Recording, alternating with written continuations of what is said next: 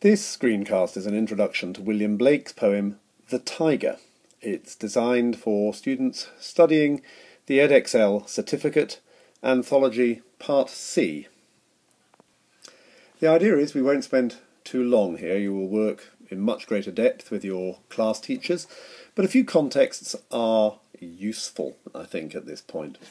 Blake was a Londoner, and as you can see from the dates here, lived 1757-1827, so right at a time of huge change in the world in which he was living, particularly that of the French Revolution and the idea that all the established things held true could be challenged by people. He was a poet, he was an engraver, that's how he earned his living, and was a leading light perhaps of the early Romantic movement in England. This again a movement about personal beliefs, personal identification and value. He challenged the accepted views on religion and of the human condition, and he was always seeking to answer the questions to which there seemed at that time to be no clear answer. This slide really is simply an example of his work, but notice here the subheading, if you like, under the Songs of Innocence and Experience, showing the two contrary states of the human soul, writes Blake. This group of poems, the Songs of Innocence and Experience, is the set from which the Tyger comes. The Innocence poems are, well, as they sound, they are poems which focus on an innocent human state. Everything is seen as, well, beautiful, really, although there are some shadows. The Experience poems, rather, written 1797, after the terror in the French Revolution, shows perhaps the reality of the world in which we all live. And certainly for Blake, these are the poems that really do begin to challenge the status quo of that time. So, on this slide, you'll find the poem itself, and I suggest you take some time to scan the poem, and at this point perhaps press pause, read the poem, read it aloud, take great care of the final consonants, take great care of the alliterative patterns. So press pause, read the poem, become familiar with it.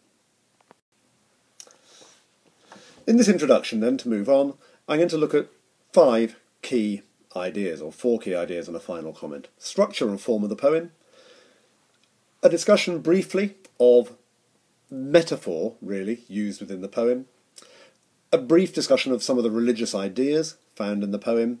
We're going to look quickly at 2 stanzas in closer analysis before I come back to the poem to make some final comments. So, structure and form. 6 stanzas with 4 lines comprising 2 rhyming couplets each. One could almost say this is a balladic poem. Within this structure, there is a very clear rhythmic pattern.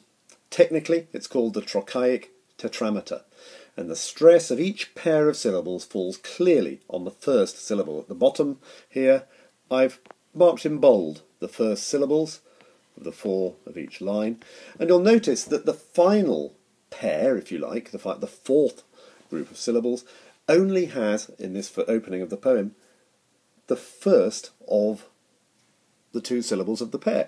Blake deliberately leaves out the weak second syllable.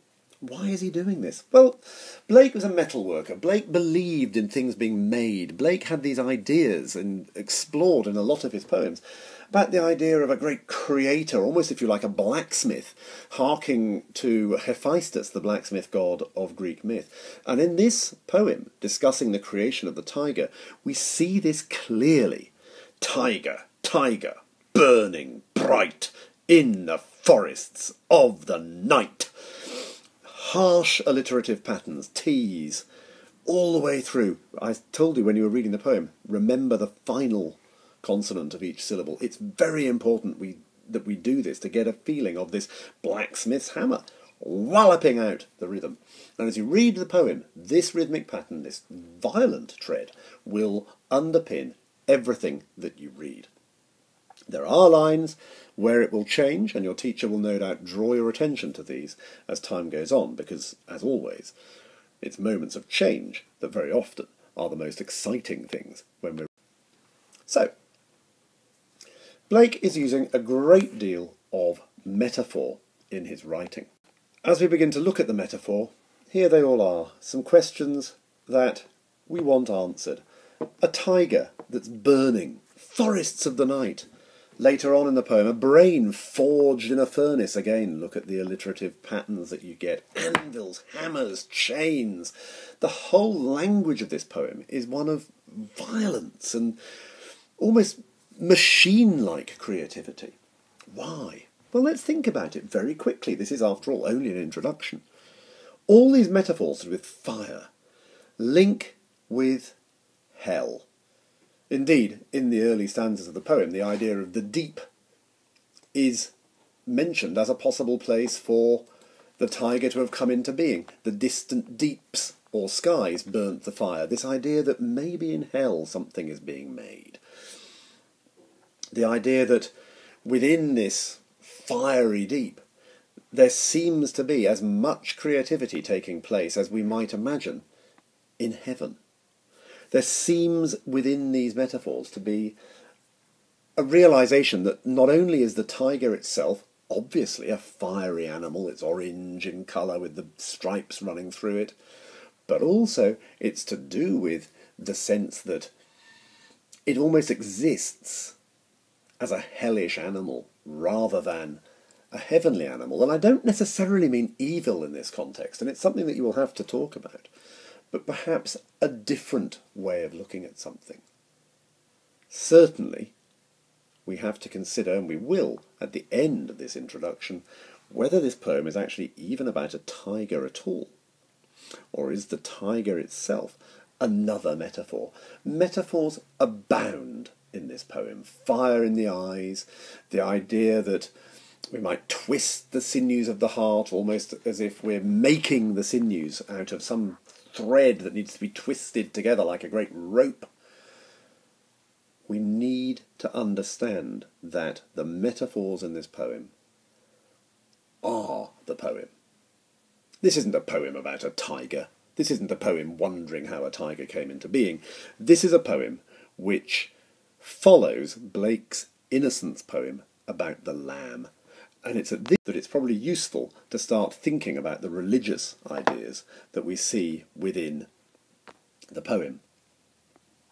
Blake never wanted his work to be over-Christianised, and it's worth reminding ourselves, I think, at this point, that within the poem, when God, whoever the God might be, is being discussed, did he smile his work to see, did he who made the lamb make thee, there isn't a capital H here. This isn't God in a wider Christian sense, it's the Creator, it's God.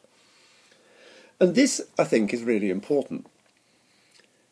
Most people, when they think or they question religion, focus on this idea that whilst it's lovely to have God, who created, in the words of the childish hymn, all things bright and beautiful, there's an awful lot in this world that is savage and killing and vile.